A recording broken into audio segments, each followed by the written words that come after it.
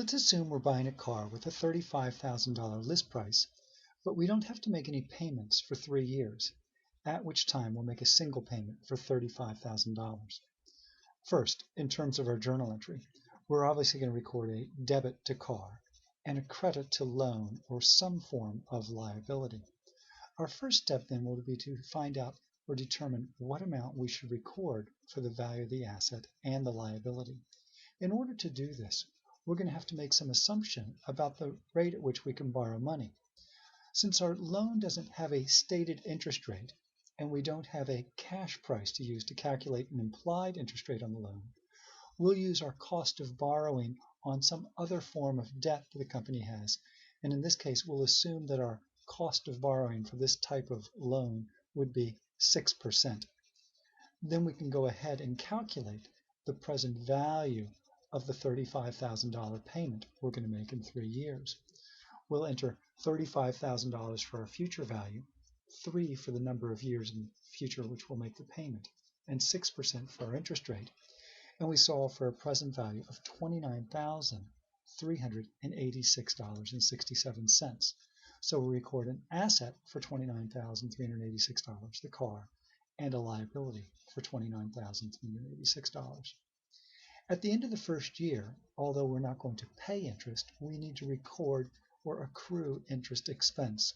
And our interest expense will be $1,763.20. This is our $29,386 loan balance multiplied by our 6% interest rate. Now, typically in borrowing such as this, it won't be structured as a loan, or it might be structured as a loan, but we will sign a promissory note. And in that promissory note, we promise to pay $35,000 in 3 years. So as accountants, rather than recording a loan for $29,386, we will record a note payable in the amount of $35,000. Again, this doesn't change the value of the car. The asset we're acquiring is still worth $29,386.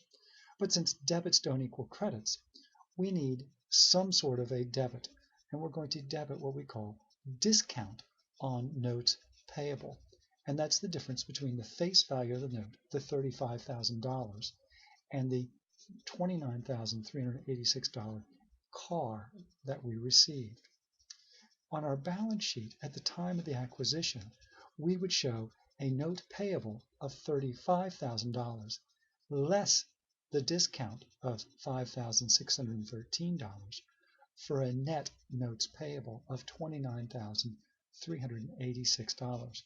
Notice the discount on the notes payable is a contra account, similar to accumulated depreciation or the allowance for doubtful accounts.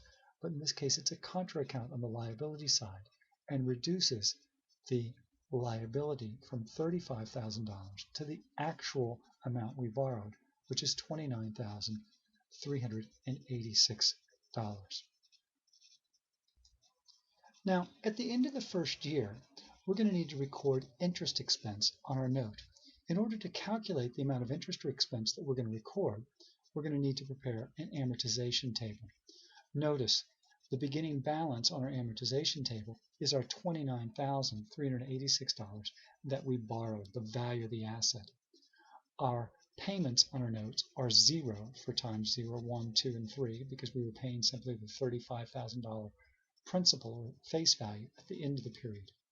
Interest the first year will be our $29,386 times 6% or $1,763. Since we aren't making a payment, this amount gets added to the principal. In year 2, our new balance is $31,149 times 6% interest gives us $1,868. Again, we're not making a payment, so this will be added to the note. Year 3, our $33,018 multiplied by 6% gives us $1,981 in interest, and again, that will get added to the note. So, interest expense at the end of the first year, we need to record interest expense in the amount of $1,763. And again, this is straight from our amortization table. we will credit, since we're not paying cash, we will instead credit the discount on notes payable, which means at the end of the first year on our balance sheet, we'll show notes payable of $35,000 minus the remaining discount, which is now $3,850, for a net notes payable of $31,149. At the end of year 2, we again need to record interest expense.